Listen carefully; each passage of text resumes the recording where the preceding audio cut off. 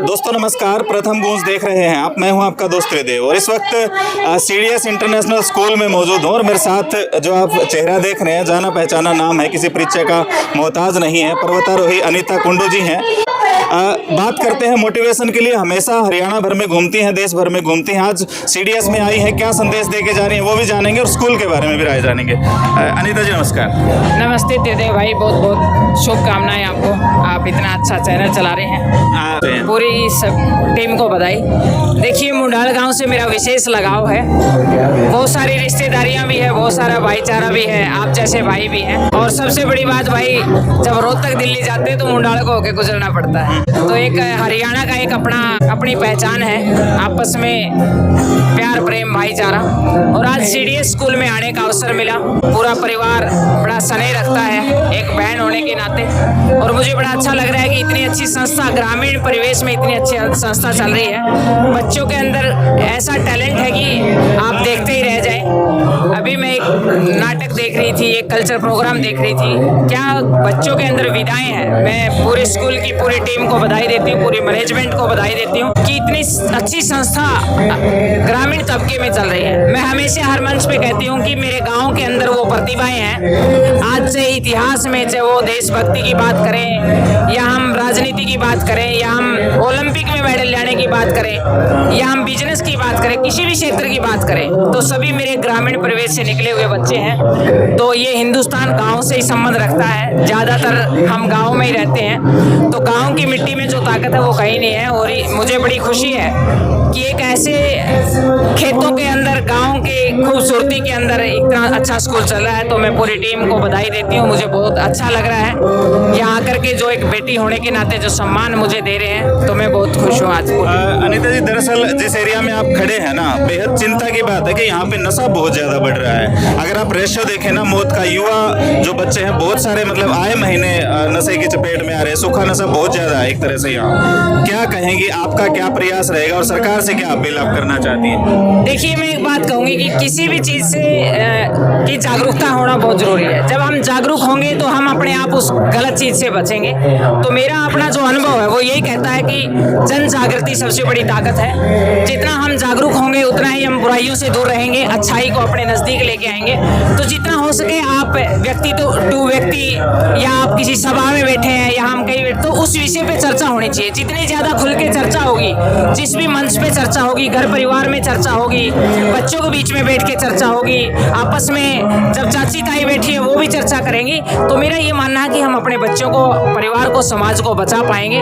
तो बाकी चीज़ों से ज़्यादा मुझे ये लगता है कि हमने बैठकर आत्म मंथन करना चाहिए, आत्म चर्चा करनी चाहिए और प्रयास करने चाहिए कि जो ऐसा नशा बेच रहे हैं उन पे सरकार भी और प्रशासन भी, देखो काम तो करते ही, ऐसी बात नहीं है। मैं चाहूँगी कि समाज और सब मिलकर शिकंजा भी कसें और ऐसे लोगों का विरोध करें ताकि वो बुराइयां हमारे समाज तक ना आए, ऐसा मेरा मानना। आप मोटिवेशनल स्पीच आप देती हैं। पिछले कुछ दिनों में जो आत्महत्या का ग्राफ है ना, वो भी बहुत ज्यादा बढ़ा है और कुछ एक तो ऐसे सुसाइड्स हुए हैं जो मतलब हमारे लिए चिंता का विषय है। और दिनों में अगर आप देखें ना तो रिजल्ट्स की वजह से बच्चे सुसाइड कर लेते हैं। कल परसों हिसार में किसी ने कर्ज के मारे सुसाइड कर लिया। तरह तरह के कारण हैं। तो क्यों युवा पीढ़ी इतनी कमजोर होती जा रही है कि वो सुसाइड को अपना रही है? देखिए, मेरा अपना मानना ये है कि जिंदगी लड़ने का नाम है। अगर आप जिंदगी में छोटी छोटी चुनौतियों से हार गए तो वो फिर आप योद्धा नहीं है। मैं तो खुद मेरे जीवन से बताती हूँ, बहुत सारी चुनौतियां रही। आज तो इतने स्कोप आ गए, इतने ऑप्शन आ गए, छोटा सा मोबाइल है, इसके माध्यम से आप कितना भी कुछ भी कर सकते हैं, जानकारियां जुटा सकते हैं,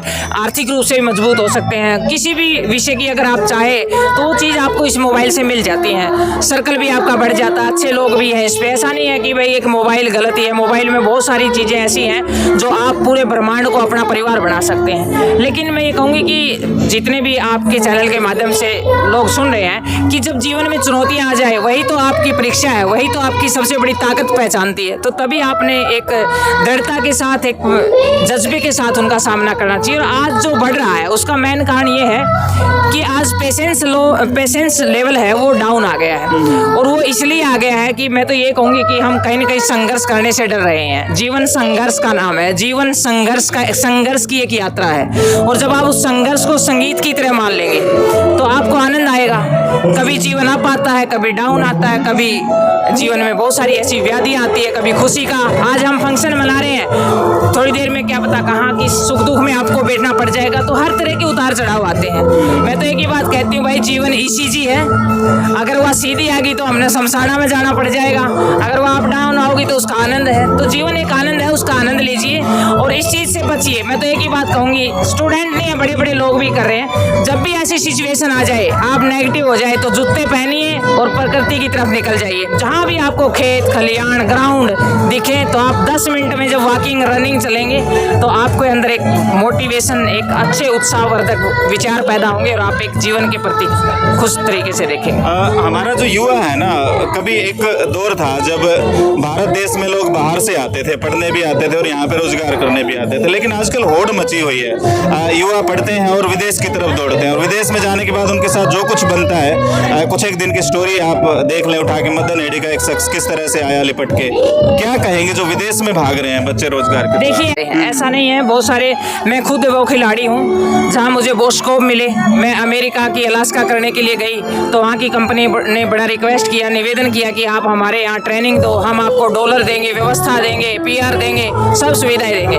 लेकिन मैंने कहा कि मैं जो कुछ करना चाहती हूँ मेरे समाज और मेरे देश में करना चाहती हूँ। जिस ग्राउंड से मैं निकल के आई हूँ, मैं चाहती हूँ कि उस ग्राउंड में बच्चों को, मैं एक बात कहती हूँ, पूरे विश्व में घूम के, ये भारत की धरती वो धरती है जहाँ सोना उगलता है। बस वो है कि हम अपने नजरिए से देख पाते या ना देख पाते हैं। हमारी संस्कृति, हमारा रहन सहन और इतने स्कोप है, क्योंकि बाकी देश तो विकसित है, हम तो अभी विकासशील है। और जहाँ विकासशील होता है तो वहाँ तो स्कोप बहुत ज्यादा होते हैं, बहुत सारी कंपनियां, सबसे ज्यादा आबादी हमारे पास है, तो यहाँ तो इतने स्कोप है। जो बाहर की चड़क भड़क जो दिखाई देती है, जो इस मोबाइल पे दिखाई देती है, वो वैसी लाइफ है नहीं। हमारे युवा इस फोन के माध्यम से आकर्षित होते हैं और वहाँ की जो चड़क भड़क है उससे प्रभावित होते, तब जाते, तब असलियत से सामना होता है, तो तब पता चलता है कि वास्तव में ऐसा नहीं है।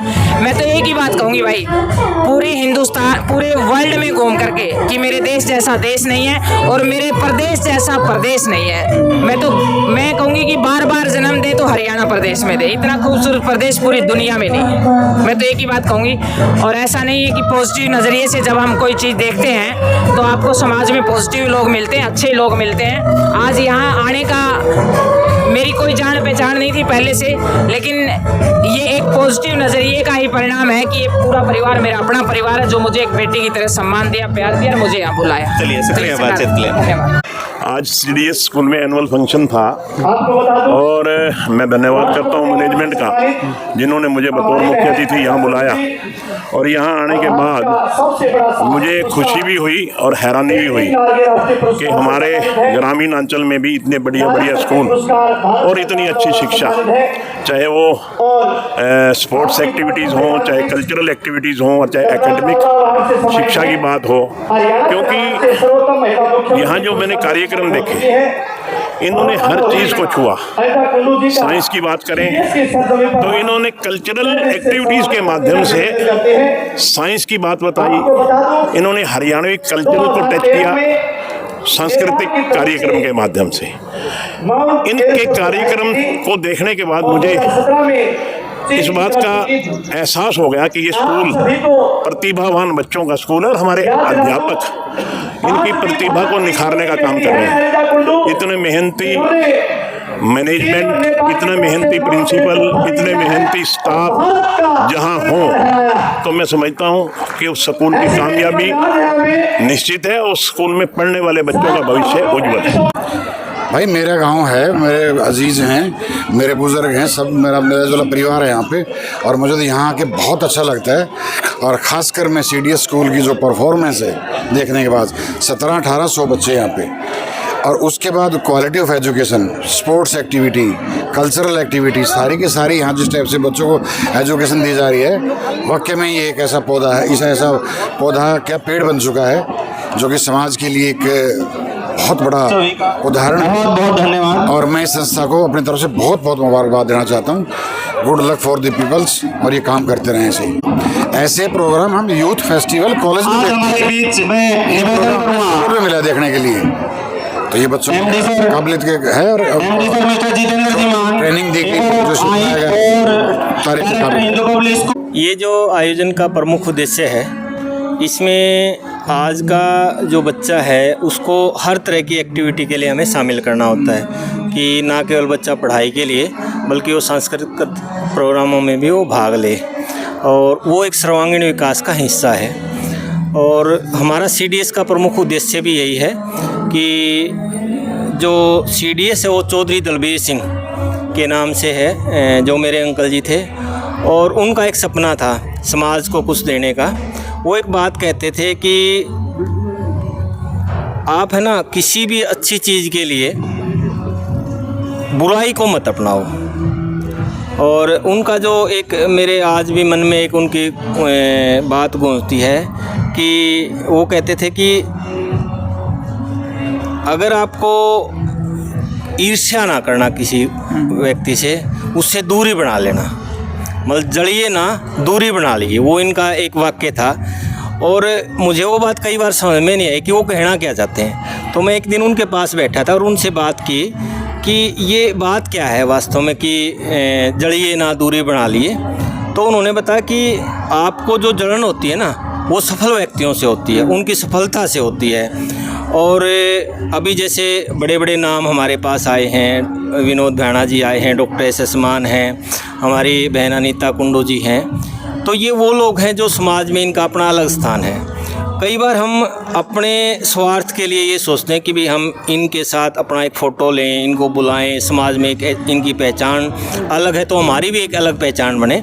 लेकिन एक्चुअल में जो इनकी अच्छाइयाँ हैं ना, जो इनकी शोहरत है, जो इन्होंने नाम हासिल किया है समाज में, कई बार हम उनसे थोड़ा सा ईर्ष्या का भाव रखते हैं। इस तरह की सोच है। तो हमारी सोच ये है कि CDS की कि हम बिना किसी ईर्ष्या भाव के अपनी अच्छी चीज़ों को अपनाते रहें। और हमारा स्कूल का एक ध्येय भी है कि ऑनेस्टी, प्योरिटी और प्रोस्पेरिटी, कि हम अपने हर काम को बड़ी ईमानदारी के साथ करें और अपने विचारों में शुद्धता लेके आएँ। और अगर आपके काम में ईमानदारी होगी, अगर आपके काम में शुद्धता होगी, तो निश्चित रूप से आप समृद्ध होंगे। और वो समृद्धि जो ईमानदारी के साथ और पवित्रता के साथ कमाई गई है, वो आपको दिन दोगुनी रात चौगुनी उन्नति देंगी। और आपका बहुत बहुत आभार कि आपने समय निकाला। Thank you sir.